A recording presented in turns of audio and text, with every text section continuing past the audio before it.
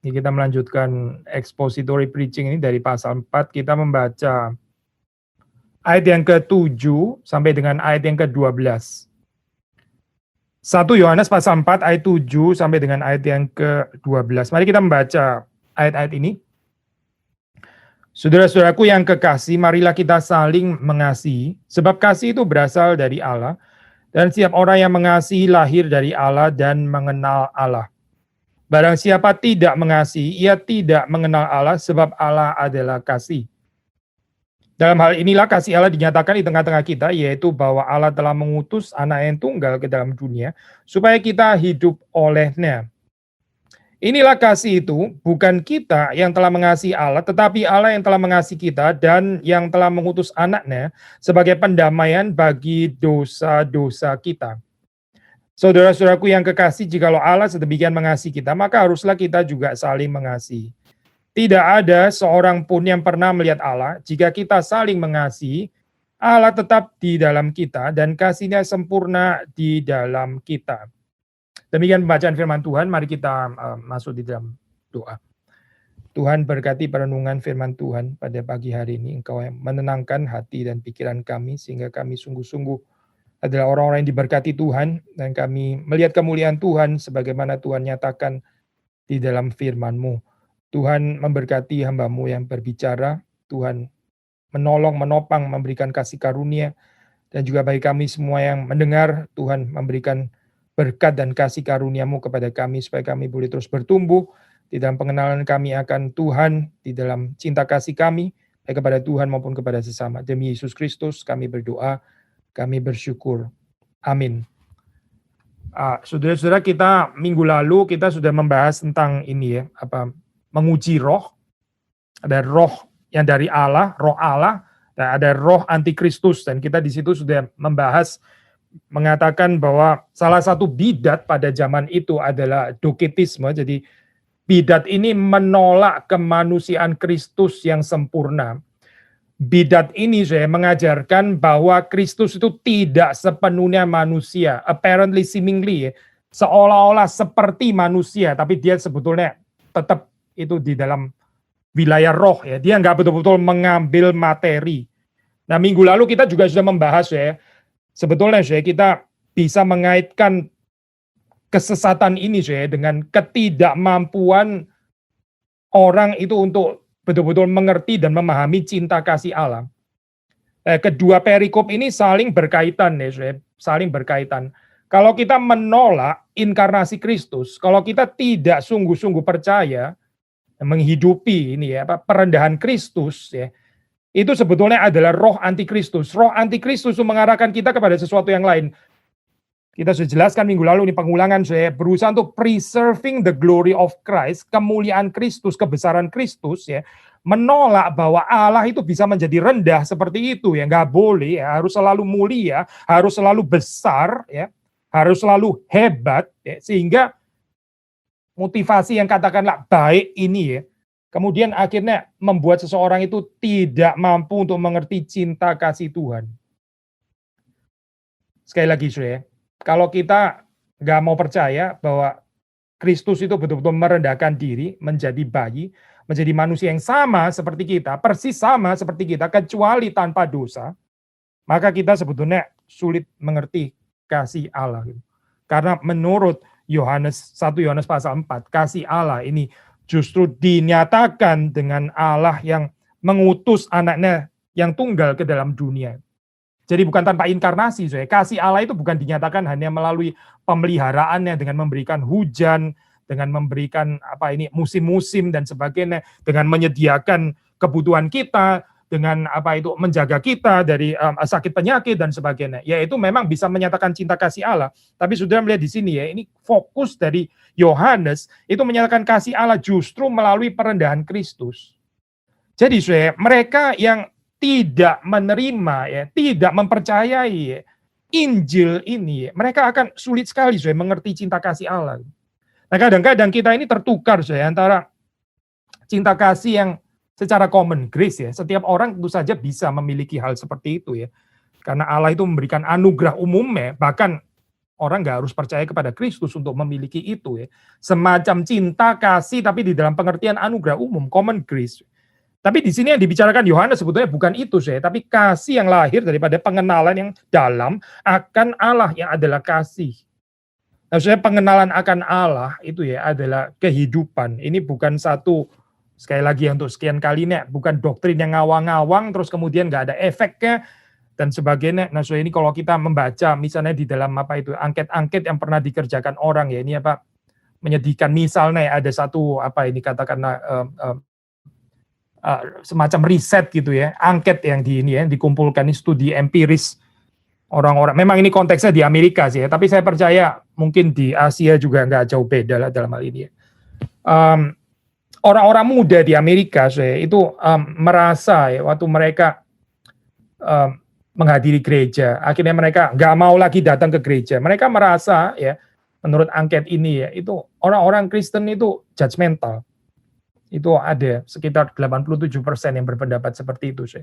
Orang-orang Kristen itu judgmental, orang-orang yang pergi ke gereja itu judgmental. Lalu ada 70% mengatakan orang yang pergi ke gereja itu insensitif ya terhadap others. Nggak peka ya terhadap yang lain. Nah ini sih, ini ya memang membicarakan, membaca hasil riset atau angket seperti ini bisa kompleks sekali ya. Ya kita nggak perlu telan mentah-mentah juga. Maksudnya begini saya, ini juga akan sangat bergantung daripada orang itu dewasa atau tidak dewasa. Ada orang yang nggak dewasa, di mana-mana dia selalu kecewa gitu. Dia selalu merasa orang kurang peka terhadap dia, tapi dia sendiri juga nggak pernah peka terhadap orang lain sebetulnya. Ini orang anak-anak namanya. Ya. Jadi orang yang nggak bertumbuh kanak-kanak, dia di mana-mana juga akan tersandung anyway gitu. Itu di satu sisi saya. Tapi di sisi yang lain, kalau kita mau dengan rendah hati, saya ini introspektif ya. Sayangnya kita tahu ini ada benarnya memang. Orang Kristen kalau nggak hati-hati ya, itu bisa sangat judgmental, ya, insensitif, nggak peka terhadap kebutuhan orang lain. Yang penting adalah bagaimana di dalam kehidupan ini ya, bisa menyatakan diri menjadi orang yang sukses, ya, bisa menjadi orang-orang yang hebat dan sebagainya. Akhirnya cerita Injil jadi nggak ada bedanya ya, dengan ini. Ini bukan cerita Injil sebetulnya. Cerita Injil dikemas demikian rupa jadi nggak ada bedanya dengan cerita yang digemari oleh dunia ini. Saudara, kalau saudara membaca di dalam ayat sebelumnya itu ya, ini kita belum bahas secara cukup detail minggu lalu. Tapi di situ Yohanes mengatakan ya, di dalam ayat kelima ya, ini di perikop sebenarnya, itu tentang roh antikristus ya. Tentang orang-orang yang menolak berita Injil, ya menolak cerita tentang ya kekecilan bayi Yesus, karena mereka lebih tertarik dengan yang besar-besar, ya dengan yang hebat-hebat.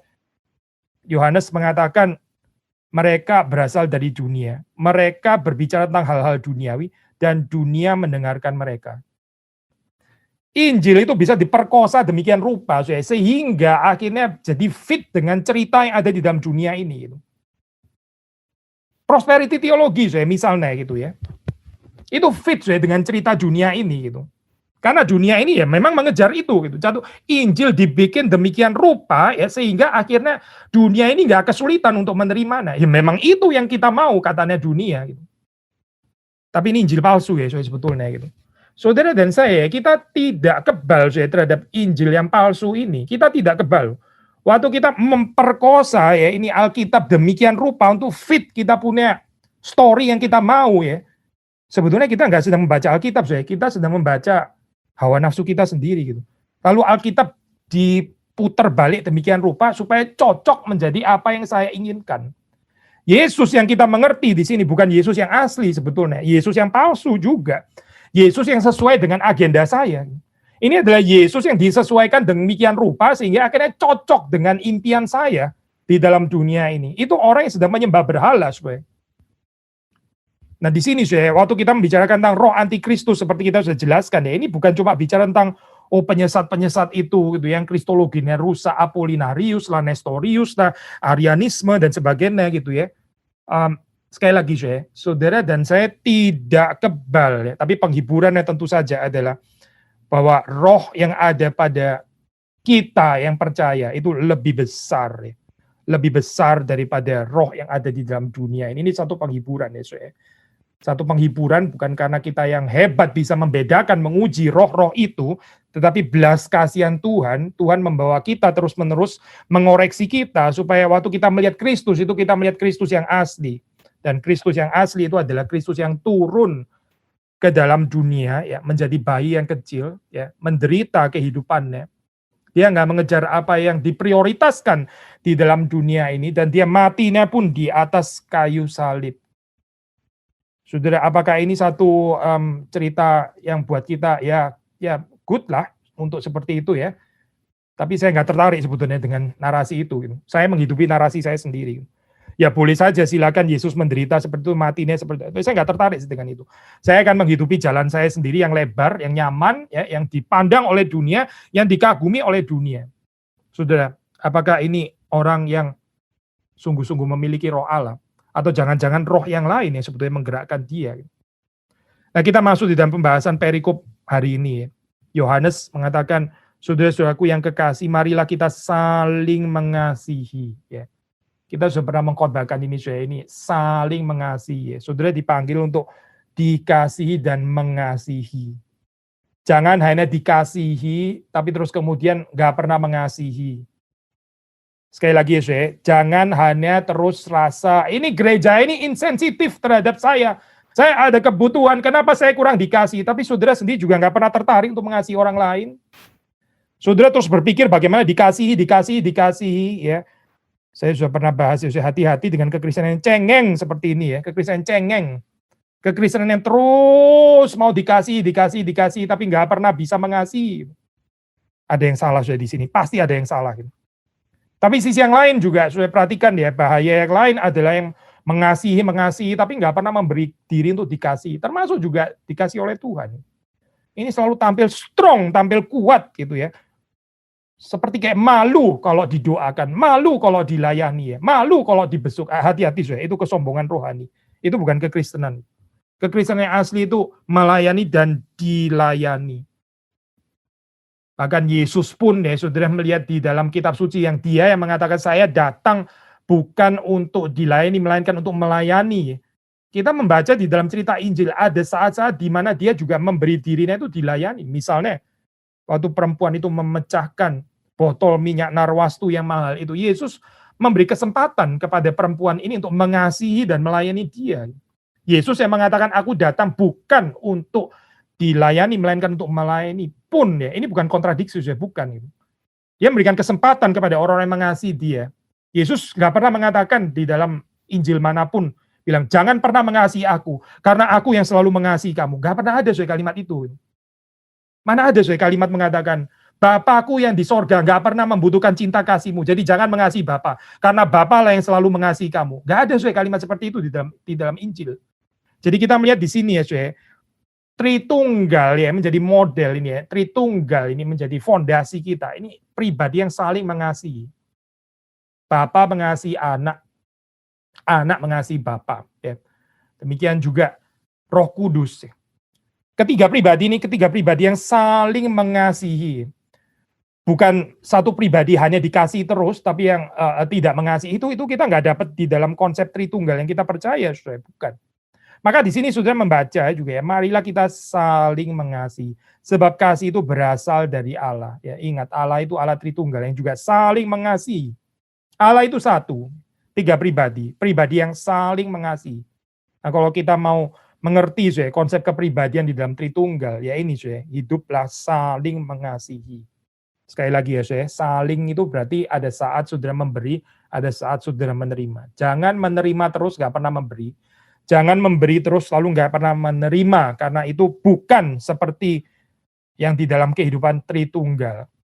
Sekali lagi ya, Bapa mengasihi anak, anak juga mengasihi Bapa. Demikian juga Roh Kudus. Kita nggak bisa mengatakan Bapa saja yang mengasihi anak, anak nggak pernah mengasihi Bapa. Nggak ada konsep seperti itu. Itu konsep yang salah sekali. Saudara mengenal Allah Tritunggal atau mengenal Allah yang lain. Kalau kita mengenal Allah yang lain, ya kita bisa jatuh ke dalam kehidupan yang hanya mengasihi saja atau hanya dikasihi saja. Itu Allah yang lain, bukan Allah Tritunggal. Tapi Allah Tritunggal itu saling mengasihi. Maka di sini Yohanes jelas mengatakan, marilah kita saling mengasihi sebab kasih itu berasal dari Allah. Kita saling mengasihi. Mengapa, Karena Allah itu adalah sumber dari kasih itu, dan Allah juga saling mengasihi. Setiap orang yang mengasihi lahir dari Allah dan mengenal Allah. Dari sini saya kita tahu orang itu mengenal Allah atau tidak. Dari mana? Dari kehidupannya saling mengasihi. Sebetulnya sederhana ya ini ya Pak, perikop yang kita bahas ini 7-12 hampir nggak perlu komentari ya sebetulnya. Saudara baca sendiri tanpa mendengar khotbah ini, ayat-ayat ini sudah sangat-sangat jelas ya sebetulnya. Apa yang dikatakan di sini ya, ini bukan sesuatu yang highly filosofis sampai saudara mesti buka buku tafsiran 15 buah dan sebagainya. Bukan, ini begitu sederhana saya. Tetapi yang begitu sederhana ini kita seringkali pun juga masih juga kita belum mengerti nih, atau kita nggak betul-betul mempercayai nih, karena ya dikasihi itu saja saya, dikasih oleh Allah itu betul-betul perlu kerendahan hati saya. Kita ini hidup di dalam dunia ini mengajarkan kepada kita kasih itu harus dibeli. Kasih itu nggak bisa diterima begitu saja. Tepuk tangan itu baru diperoleh ya, acknowledgement itu baru diperoleh kalau saudara itu bisa perform well. Itu yang diajarkan oleh dunia. Makanya kita sulit sekali saya itu memberi diri untuk dikasih Allah apa adanya. Menurut kita ini nggak make sense sih. Karena kita harus memberi sesuatu dulu ya. Ada certain performance, ada achievement dulu yang kita hasilkan. Baru kita layak mendapatkan cinta kasih. Ini yang diajarkan oleh dunia seperti ini saya. Ini narasi ya. Bukan narasi Natal. Ini bukan narasi pengutusan anak Allah oleh Bapa ke dalam dunia, bukan. Ini narasi yang lain. Kalau kita mau bilang, ya inilah roh antikristus yang tidak menerima Injil. Ini sangat berbenturan dengan Injil. Sulit sekali ya, dan kita, saudara dan saya, selama kita di dalam dunia, ya kita terus-menerus dipanggil ya untuk betul-betul menyaksikan kuasa Injil ini. Berapa powerful ya Injil itu betul-betul bekerja di dalam kehidupan kita. Atau kita cuma mengaku secara bibir saja. Tapi terus kemudian narasi kehidupan kita menghidupi yang lain, kita nggak menghidupi Injil. Kita lebih percaya itu tadi gitu. Kita mesti beli cinta kasih gitu ya. Cinta kasih itu nggak bisa didapatkan begitu saja. Kita mesti ada modal tersendiri gitu ya untuk bisa mendapatkan kasih daripada orang lain, demikian juga dari Allah dan sebagainya. Itu musuh daripada narasi Injil. Sekali lagi saya, berapa dalam ya Injil itu penetrate, betul-betul menguasai kehidupan kita. Ayat 8, saya Yohanes mengatakan, barang siapa tidak mengasihi, ia tidak mengenal Allah sebab Allah adalah kasih. Sekali lagi saya, penjelasannya juga sangat sederhana ya. Kalau kita mengaku kita mengenal Allah, ya kita mengasihi. Yang tidak mengasihi, ya simple, ya berarti dia tidak mengenal Allah. Karena Allah itu kasih. Ini logika yang sederhana sekali ya sudah. Dan ya nggak ada pilihan sebetulnya. Kita bilang kita mengenal Allah, oke? Kita mengenal Allah. Allah itu adalah kasih. Maka siapa yang mengenal Allah, dia hidupnya itu mengasihi. Kalau dia tidak mengasihi, dia nggak bisa mengatakan saya mengenal Allah. Dia pasti nggak mengenal Allah, saudara. Karena apa? Karena Allah itu kasih. Allah itu naturnya, substansinya, sifatnya, atributnya itu adalah kasih. Maka siapa yang mengenal Allah, ya dia mengasihi. Saudara, gereja yang diberkati Tuhan ya, gereja yang bertumbuh itu adalah gereja yang mengenal Allah. Dan gereja yang mengenal Allah ya, itu adalah gereja yang mengenal Allah adalah kasih. Nah, gereja yang mengenal Allah adalah kasih, itu gereja yang sadar bahwa dia dikasihi oleh Allah. Nah, kalau dia sadar dia dikasihi Allah, gereja itu akan menjadi gereja yang saling mengasihi. Inilah saya kesuksesan yang sesungguhnya. Kalau mau bicara kesuksesan ya. Kalau saudara mau bicara prosperous, itu yang dikatakan oleh Mazmur 1, apapun yang dibuatnya berhasil, ini saya, ini. Yaitu apa saya? Keberhasilan mencintai, keberhasilan mengasihi. Jangan ditafsir sesuatu yang lain saya. Alkitab nggak tertarik dengan keberhasilan yang lain. Saudara, keberhasilan, apa itu berhasil? Ya berhasil karena saya ilmunya tinggi gitu. Itu bukan keberhasilan saya menurut Alkitab itu. Alkitab nggak bicara itu. Ada orang ilmunya tinggi, ada orang ilmunya rendah gitu. Itu bukan sesuatu yang Alkitab tertarik untuk membicarakan. Tapi yang Alkitab tertarik membicarakan ya ini yang dibicarakan oleh Alkitab adalah kehidupannya semakin dalam di dalam mengasihi Allah dan mengasihi sesama, mengasihi saudara. Orang yang mengatakan dia mengenal Allah, dia mengasihi. Kalau dia nggak mengasihi, ya dia nggak mengenal Allah. Saudara masih, saya nggak tahu ya ini bulan Januari sudah minggu kedua di Geri Kelapa Gading masih dipasang apa ini namanya banner yang dipasang di situ di ruangan kebaktian apa sekarang sudah? Apakah itu banner tema Natal kita masih di sana atau sudah balik lagi ke banner kebaktian ulang tahun ini ya, di tahun yang ke 2019 ya. Saya nggak tahu apa gitu. Ya mungkin bisa dibalik lagi ke banner tema ulang tahun kita tahun 2019, yaitu gereja yang dikasihi. Gereja yang dikasihi itu gereja yang mengenal Allah. Gereja yang mengenal Allah ya itu saling mengasihi. Ayat 9, dalam hal inilah kasih Allah dinyatakan di tengah-tengah kita, yaitu bahwa Allah telah mengutus anaknya yang tunggal ke dalam dunia supaya kita hidup olehnya. Saudara perhatikan ya, ayat 9 ini, ya mungkin kalau kita baca secara sederhana, kita bisa expect setelah Yohanes membaca, Yohanes menulis ya, barang siapa tidak mengasihi, ia tidak mengenal Allah, sebab Allah adalah kasih. Mungkin ya, kita expect pembahasan berikutnya adalah dia melanjutkan apa artinya mengasihi gitu ya. Tapi ternyata saya ayat 9 ini terus kemudian membicarakan tentang kasih Allah. Nah, ini penting sekali ya Saudara, supaya kita, saudara dan saya jangan GR, jangan salah mengerti juga ya. Sekali lagi ya, mengingatkan ini ya Pak itu tema kita ya. Gereja yang dikasih gitu. Waktu kita taruh di situ ya, ada seorang saudara yang kalau saya nggak salah ingat ya, yang tanya gitu ya, dia tanya, kenapa bukan gereja yang mengasihi Allah? Gitu. Kenapa bukan gereja yang mengasihi Allah? Kenapa temanya bukan gereja yang mengasihi Allah? Ya nggak salah juga saya pakai gereja yang mengasihi Allah. Ya. Tapi kalau kita jujur ya, kalau kita rendah hati, kita berani nggak sih saya mengatakan kita ini gereja yang mengasihi Allah? Kita ini gereja reform, saya. Gereja reform itu kita identitas ini dibangun bukan karena kasih kita kepada Allah, tapi karena kasih Allah kepada kita.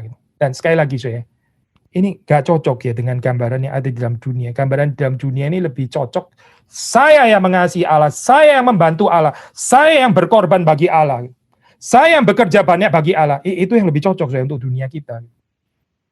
Tetapi Allah yang bekerja bagi kita, Allah yang mencintai kita. Ini sulit ya sudah diterima. Seperti kayak kita kok gak bisa, saya gak bisa lompat-lompat dong seperti ini gitu. Semuanya adalah Allah, semuanya Allah.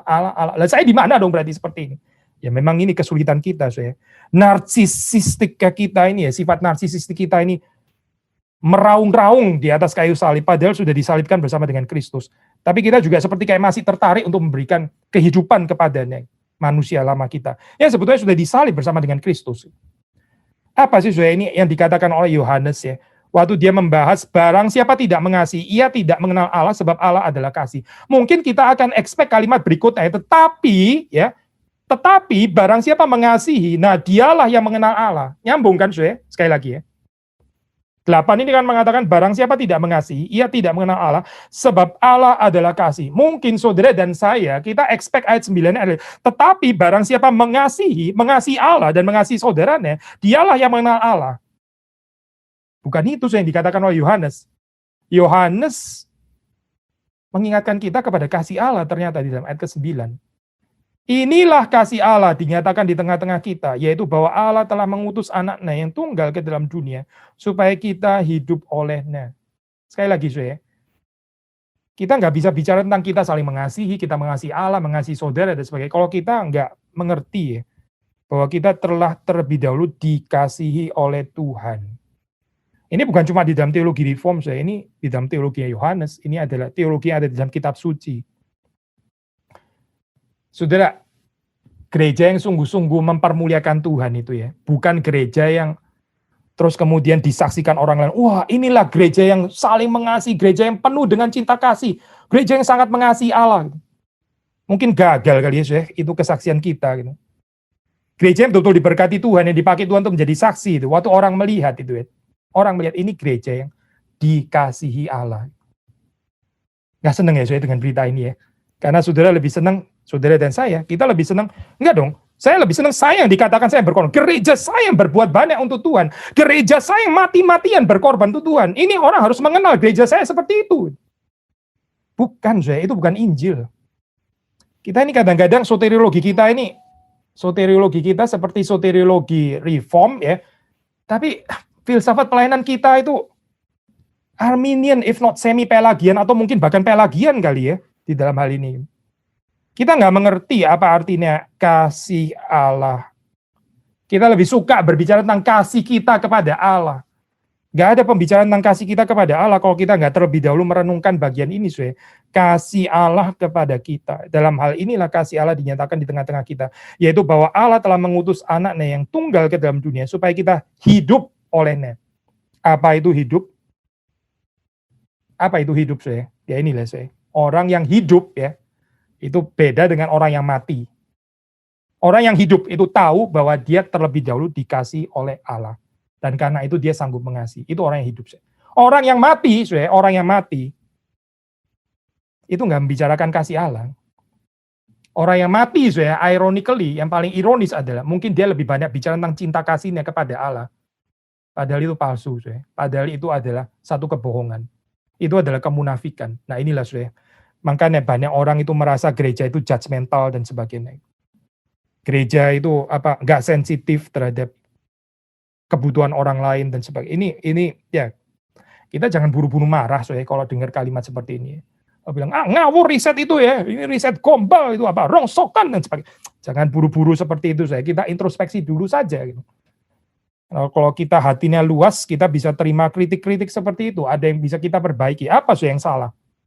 Sekali lagi, kita lebih banyak berbicara kasih Allah kepada kita, atau kita lebih banyak gembar-gembor berapa dalam kita mengasihi Allah dan mengasihi sesama. Yang mana, Yang mana di dalam kehidupan saudara? Yang mana di dalam kehidupan gereja kita? Yang lebih banyak dibicarakan itu Allah mengasihi kita, atau kita yang mati-matian mengasihi Allah? Yang mana, Yohanes mengatakan di dalam ayat 10 ya, bukan kita yang telah mengasihi Allah, bukan saudara dan saya yang telah mengasihi Allah, tetapi Allah yang telah mengasihi kita dan yang telah mengutus anaknya sebagai pendamaian bagi dosa-dosa kita. Injil par excellence, dan ini bukan hanya untuk permulaan ya. Para reformator insist prinsip from faith to faith yang adalah juga adalah ajaran Alkitab ya, from faith to faith ya. Berarti mulai dari kebangkrutan rohani diakhiri juga dengan kebangkrutan rohani. Ini bukan from faith to works misalnya. Nggak ada loh konsep itu. From faith to virtues gitu misalnya. From faith to good works. From faith to our piety gitu misalnya. Nggak ada istilah itu, nggak ada. Yang ada itu from faith to faith itu. Faith itu apa Faith itu berarti kita menyadari bahwa kita ini bangkrut secara rohani di hadapan Tuhan dan kita menerima belas kasihan ilahi. Lalu to faith, lalu pada akhirnya apa? Ya sama ini lagi gitu. Saya pernah ini khotbah kepada saudara ya, itu Agustinus di akhir daripada kehidupannya ya, di ranjang kematiannya ya, dia merenungkan Mazmur 51. Itu yang dia renungkan. Dia bukan taruh koleksi tulisannya dia ya ini, City of God, lalu Confessions, De Trinitate, lalu terus apa gitu dijejer. Tuhan, aku sudah mau kembali kepadamu. Ini yang saya tulis bagimu. Bukan itu, bukan. Agustinus bukan itu, bukan. Agustinus di akhir daripada kehidupannya, dia merenungkan berapa dalamnya dia berdosa di hadapan Tuhan dan berapa dalam cinta kasih Tuhan kepadanya. Apakah saudara tertarik dengan cerita ini?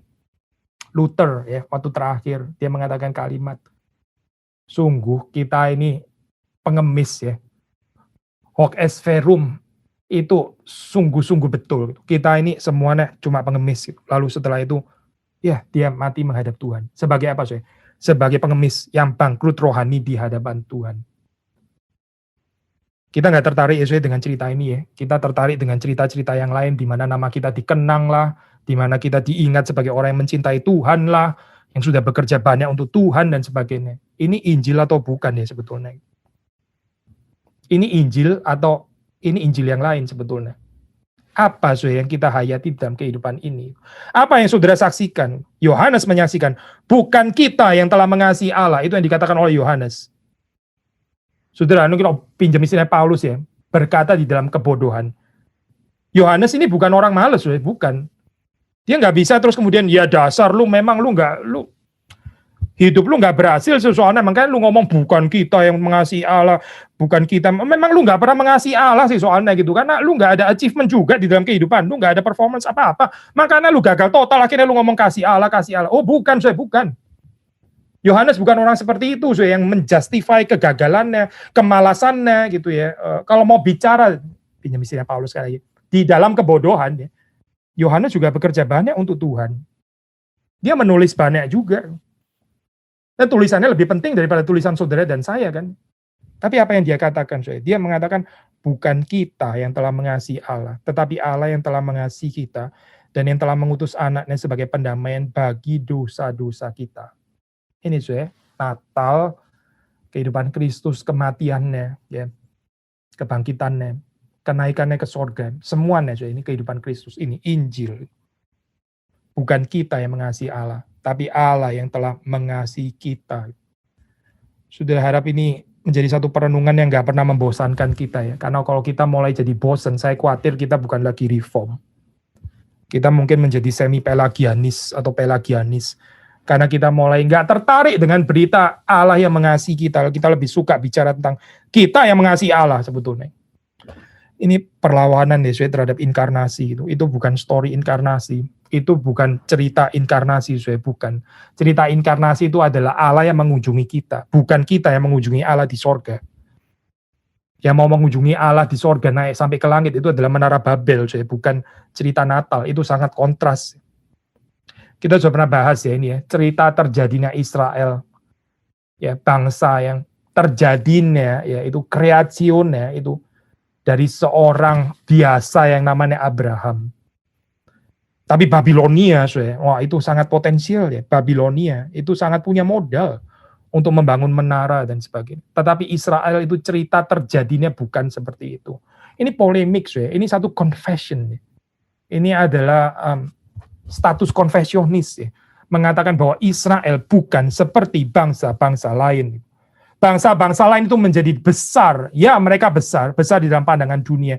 Mereka besar dari diri mereka sendiri karena memang mereka potensinya besar. Israel tidak demikian. Israel dipanggil dari seorang Abraham.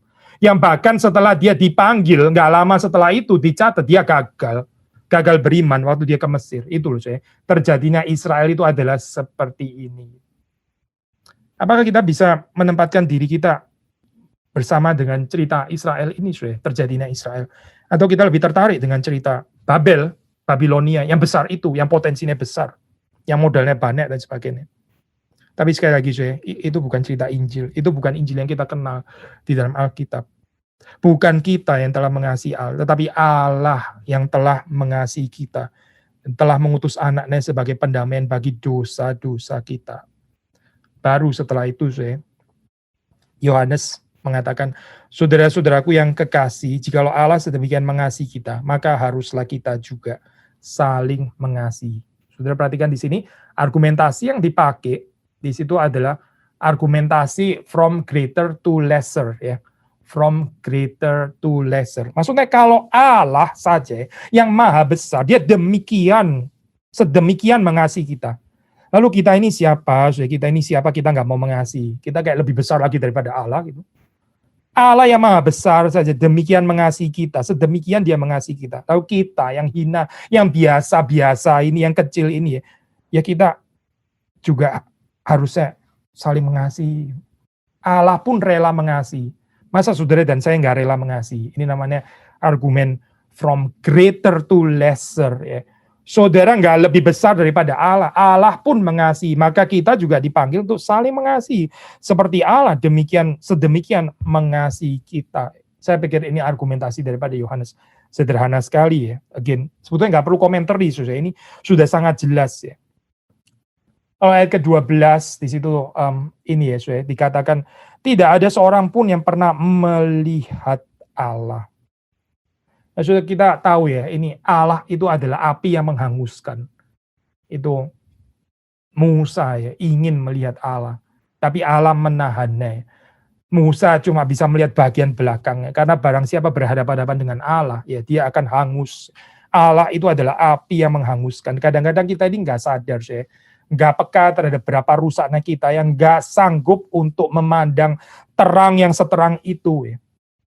kita di dalam ini saya tradisi Protestan kadang-kadang bisa sedikit salah approach ya saya. Ini mungkin side effect ya. Kalau Luther itu memahami holiness of God, wrath of God, kesucian Tuhan ya, kebenarannya. Dari situ ya dia baru memahami Allah itu adalah Allah yang penuh dengan rahmat. Tapi kita mungkin saudara dan saya, kita terlahir ya mungkin di keluarga Kristen. Kita sudah dari kecil mendengar tentang cinta kasih Allah. Akhirnya seperti kayak struggling banget ya. Menjelaskan bahwa Allah itu juga adalah Allah yang kudus, Allah yang righteous, Allah yang bisa murka. Karena apa Karena kita approach pertamanya bicara tentang Allah kasih. Akhirnya konsep kasihnya bukan seperti kasih yang ada di dalam Alkitab. Tapi ini kasih yang sangat murahan yang kita bisa seperti mempermainkan akhirnya. Pinjam istilahnya Bonhoeffer ya, itu dia pakai istilah cheap grace itu. Nah ini Yohanes sekali lagi mengingatkan ya, tidak ada seorang pun yang pernah melihat Allah. Berarti di sini bicara apa Ini bicara tentang kebesaran Allah, transendensi Allah, Allah yang tidak terhampiri, Allah yang menghanguskan itu.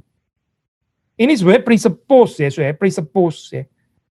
Nggak digeser dengan kita menyatakan Allah sebagai sahabat ya, yang mencintai kita apa adanya. Itu bukan menghilangkan aspek bahwa Allah itu adalah terang yang tidak terhampiri, bukan bukan. Nggak pernah digeser bagian ini. Sekali lagi ya, saya membaca ayat 12 yang A itu. Tidak ada seorang pun yang pernah melihat Allah. Nggak ada orang yang bisa berhadapan dengan Allah terus kemudian dia nggak consume, nggak ditelan habis, nggak dibinasakan, nggak ada. Karena kita ini berdosa. Coba saudara perhatikan ya, membaca kesaksian daripada Yesaya dalam pasal yang ke-6 itu ya. Celaka aku ya. Aku melihat Allah, aku binasa. Itu kesadaran yang betul kesadaran yang tepat. Karena apa karena dia sangat mengerti ya kekudusan Allah, dia juga sangat mengerti kenajisan diri sendiri, dia sangat mengerti maka dia tahu melihat Allah ini dia binasa harusnya, tetapi Allah memberikan rahmat, memberikan belas kasihan pada hari itu kepada Yesaya. Dia disucikan, dia diampuni dosanya. Demikian juga saudara dan saya. Tidak ada seorang pun yang pernah melihat Allah. Nggak ada orang bisa encounter Allah lalu kemudian tetap hidup itu. Nggak ada sebetulnya. Tetapi ini Yohanes melanjutkan. Jika kita saling mengasihi, Allah tetap di dalam kita dan kasih-Nya sempurna di dalam kita. Nah ini menarik itu melihat Allah, nggak ada orang yang bisa melihat Allah. Nggak tahan ya kesucian kekudusannya. Tetapi kemudian dikatakan jika kita saling mengasihi. Ketika saudara dan saya saling mengasihi, Allah itu tetap di dalam kita. Nah ini menarik itu Allah yang nggak bisa dilihat dan kita nggak mampu untuk melihat. Nah kita bisa binasa ya, bisa hangus ya. Ternyata Allah yang seperti itu ya bisa tetap di dalam kita ya. Kapan ketika kita saling mengasihi. Saya mengutip ini John Stott ya. John Stott pernah mengatakan ini ya tentang cinta kasih yang saling ini ya, kehidupan yang saling mengasihi. Ini adalah satu testimoni ini adalah satu kesaksian ya, satu kesaksian. Kesaksian apa? Yaitu bahwa ini sekarang kutipannya dari John Stott bahwa the unseen God who was once revealed in His Son is now revealed in His people. When they love one another. Saudara perhatikan ya, ini kata kuncinya mungkin kalau saya nggak salah tafsir, yaitu revealed ya, being revealed. Allah yang tidak kelihatan ya, yang waktu 2000 tahun yang lalu itu dinyatakan ya, di dalam kehidupan Kristus, anaknya yang tunggal. Nah sekarang ini juga dinyatakan di mana di dalam kehidupan umatnya yang saling mengasihi.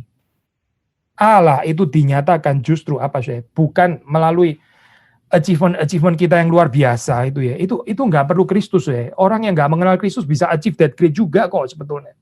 Saudara betul-betul nggak perlu Kristus kalau untuk ke sana. Kita bukan penganut prosperity teologi bukan.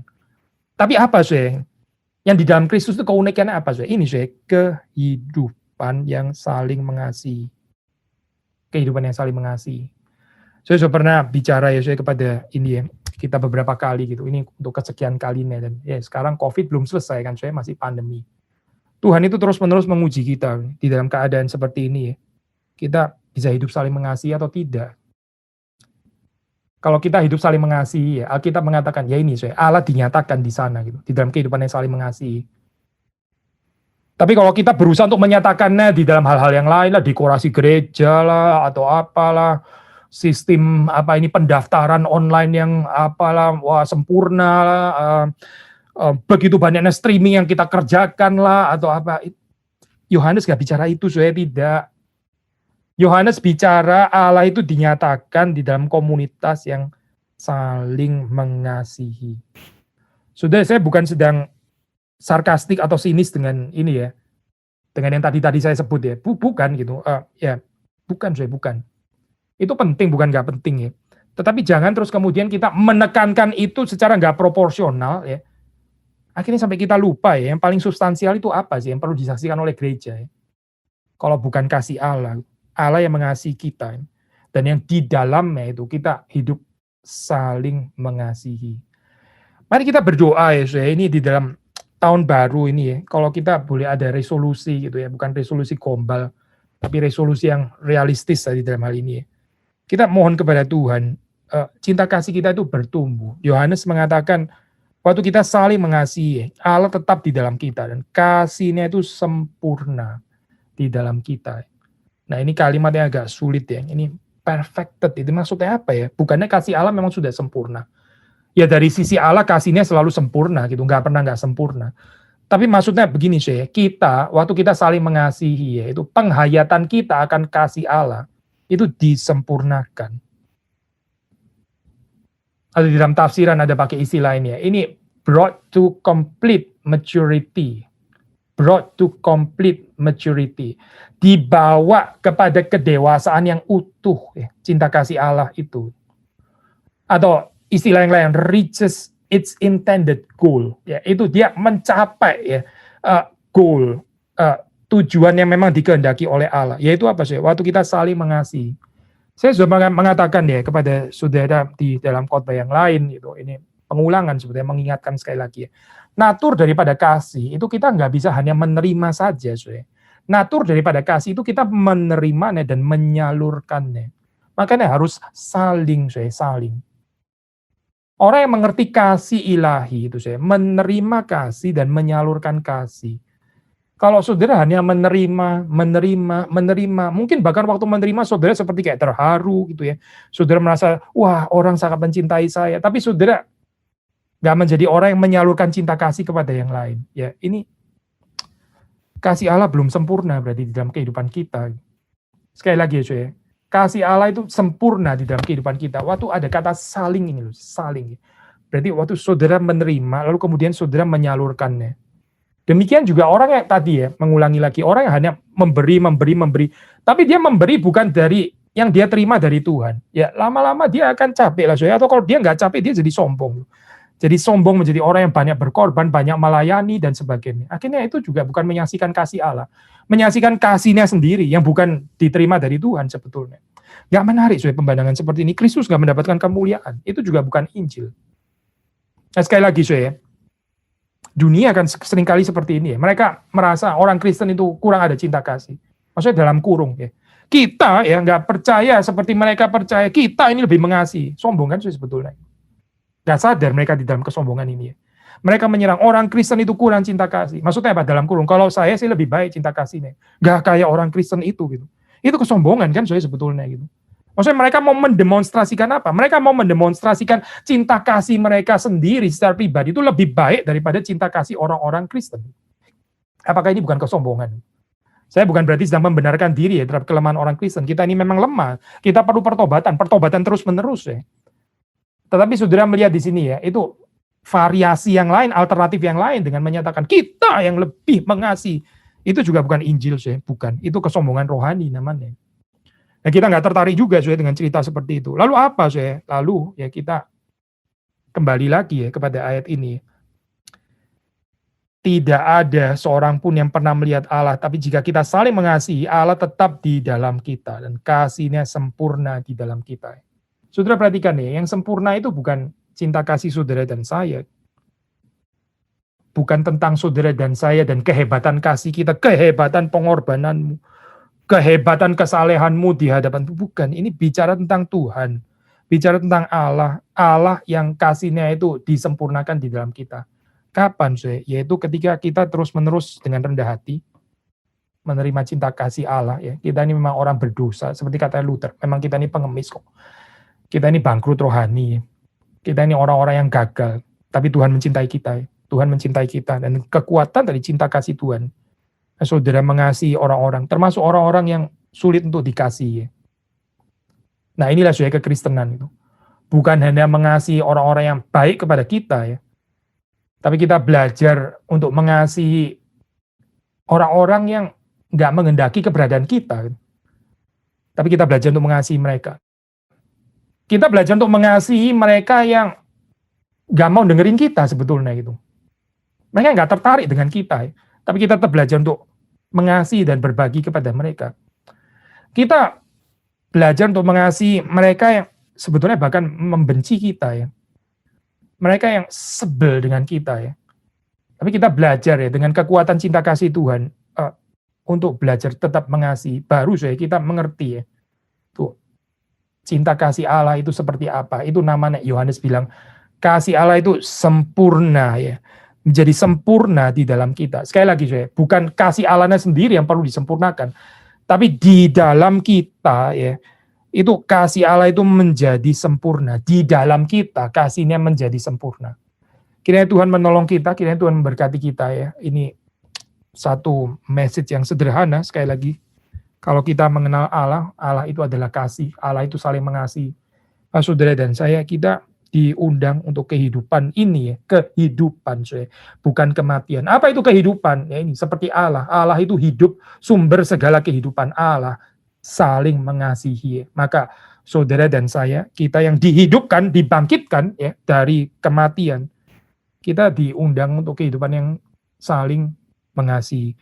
Kiranya Tuhan sumber segala cinta kasih, Dia sendiri adalah kasih, menguatkan kita, menolong kita, memampukan kita. Mari kita masuk di dalam doa. Tuhan, kami bersyukur untuk berita kasih Tuhan yang sekali lagi kami boleh dengar.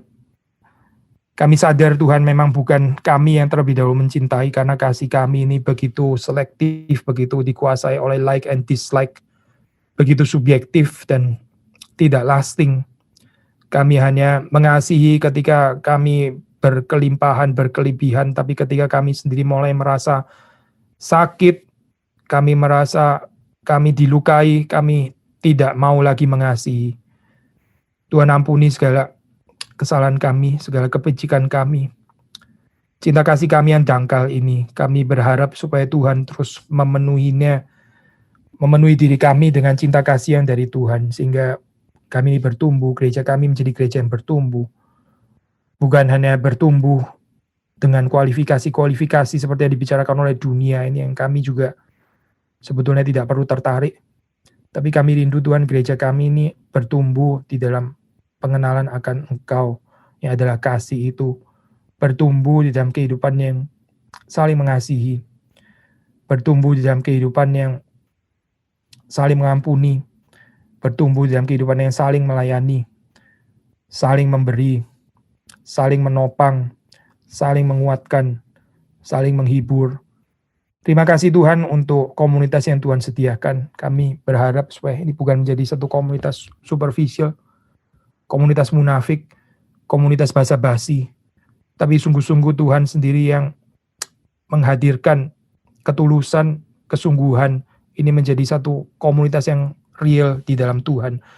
Meskipun masih ada kelemahan, tapi kami adalah komunitas yang sungguh-sungguh dikasihi oleh Tuhan. Ajar kepada kami untuk senantiasa mengerti kedalaman cinta kasih seumur hidup kami Tuhan. Supaya kami juga bisa hidup lebih lagi, saling mengasihi satu dengan yang lain. Demi Yesus Kristus kami berdoa, kami bersyukur. Amin.